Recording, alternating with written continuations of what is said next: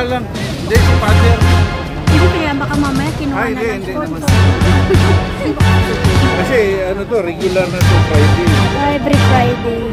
Every Friday na. Ayan na, medyo natakot tayo guys eh. Mamaya ano.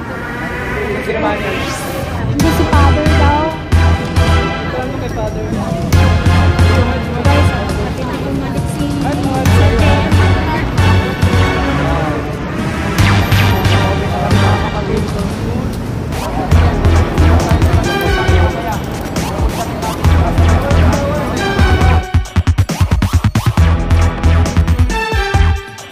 naiwan na ni sir yung body kami sir. Oo. Yung body kami sir. Nauuli mo na yan.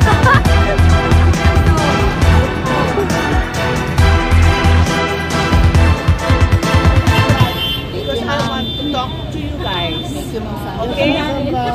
Mabuti na yung nasa tama lang tayo. Yes. O, kung tinitingnan ng mga pulis ang pagwawagayway ng bandila ay masama, gusto ko lang ipaalam din sa inyo, sa mga pogi at magagandang mga kapulis dito, ang pagwawagayway ng bandila ay signal ng pagmamahal ng mga taong bayan sa ating bayang Pilipinas. Hindi kami pumunta dito para makigulo. What I have said to your superior earlier, ay gagawin ko, bababa ko dahil masakit na rin ang likod ko. I cannot stand for long. May spinal surgery ako. So, ganon. So ma'am, paano kaya next week? Baka hindi na kami payagan. Well, I spoke to CBCP.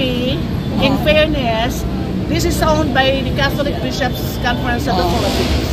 So this is a private property. We need to ask permission from the Cura Parroco. Or we need to look for a place here, A public place maybe? na Freedom Park. Okay. Na hindi natin kailangan ng permit.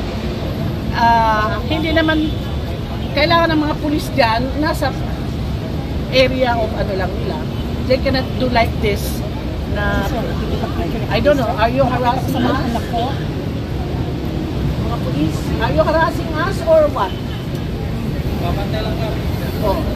Kasi yung mere presence nyo, nanginginig na itong mga matatanda na itong mga kasama ko. Lalo ako, pinakamatanda dito. So, kung ano yung binitawan kong salita kanina, I love you guys. Yes. Hanggang ngayon, may security ako ng PSPG. Pero sinaulit ko, dahil ayokong dumating sa panahon na tawagan din ako tatanggalin dahil kailangan ng ibang VIP. But IG people knows me very well. 35 years, for your info, mga bata pa kayo. For 35 years, I have a PSPG from Camp Crame. Dahil marami na akong ginawa sa gobyerno. Okay?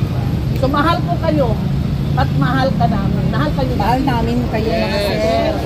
At darating ang panahon, nalalagay sa puso nyo na kayo ay protector of the people. Ayaw ko lang na ngayon, dahil ito lang naman ay prayer. Ano ito?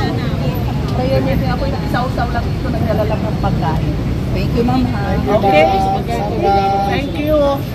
Ingat po kayo. Salamat po sa pagpasok sa amin. Ingat po kayo, ma'am.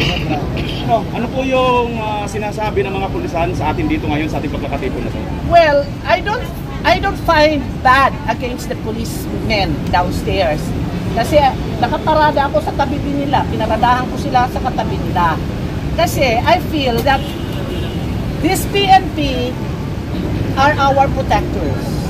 We love them, yes. And I know by heart and by mind, they know na ang pinaglalaban natin ngayon ay para sa lahat.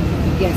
Pero I don't want also to antagonize with them kasi when I ask, pag bago ako umakyat dito ng eka-eka, tinanong ko ba't naman ang dami-dami nyo? Yes. They said they just want to protect us. Which also, we have to understand gumagabi na. Pwede tayong ma-infiltrate dito. Malay mo, sila mismo, may mga intel sila na infiltrate tayo. O may mga siraulo ding tao na infiltrate tayo. Pagkagulo, Eh buti lang kayo, makakatakbo ako. Mauuna na ako sa inyo dahil ang pagbaba ko, baka madulas pa ako dyan sa baba. Ano po? So, give them the benefit of the doubt. At yung mga pulis ngayon na supposedly, they are just following orders from their higher ups. And I can't blame them for that. May mga bossing ito na kung hindi man sila sumunod, pwede silang tanggalin. May mga pamilya din yan. But I don't think they will give us a harsh treatment. Ilan lang naman tayo dito, karamihan pa babae. Pero ako, itong aking mga Muslim girls, ay uuwi na kami. Ano po? Opo. You have to go. Kahit 8-11 ang ating usapan, but I'll go ahead kasi masakit ang likod ko. Okay, ma'am? Ma'am, salamat po. Ma'am, salamat po. Sa ating mga kababayan. Sa ating mga kababayan, mag-antay lang tayo. Just pray. Walang imposible sa Panginoon. Yes. Our country is in dire need of prayers. Darating na darating ang panahon na babalik ang kapayapaan ng ating minamahal na bayan. Itong mga PNP na nandito, may mga nakapatid pa, ito mga sakit ito. As I have said earlier, they are just following orders from their higher ups. Pero kung bubuksan mo ang loob nito, I challenge you. Ang loob niyan para sa bayan. Yes. So, what I'm asking from the people of the Philippines na nagmamahal ng tunay sa ating bansa, magdasal. Dahil ang pagdarasal ay ibibigay ng Panginoon sa tamang panahon. Amen. Okay? Salamat at disperse na tayo. Dahil wala na tayong magawa dito. Salamat. Salamat. Thank you. Mabuhay rin po ang ating kapulisan. Talagang kabataan. Mami pa. Sorry, hinaharang na nga po. So yan guys, magandang gabi. Andito tayo ngayon sa sa may EDSA Shrine na kung saan po ay marami tayong nakita dito ng mga kapulisan at syempre DDS supporter. Ayan.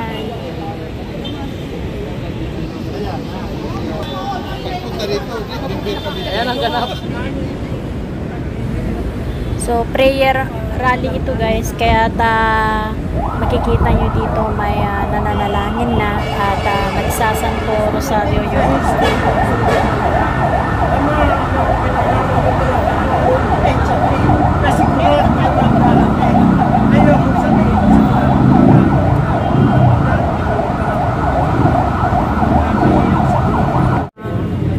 Tapos na po yung kanilang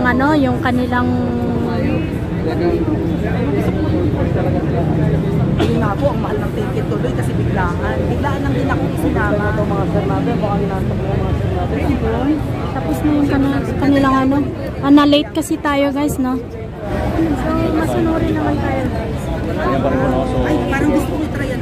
narinig po Disperse na lang tayo para San Santa mismo ay kung ano pang mayapan na po tayong mag-disperse, no?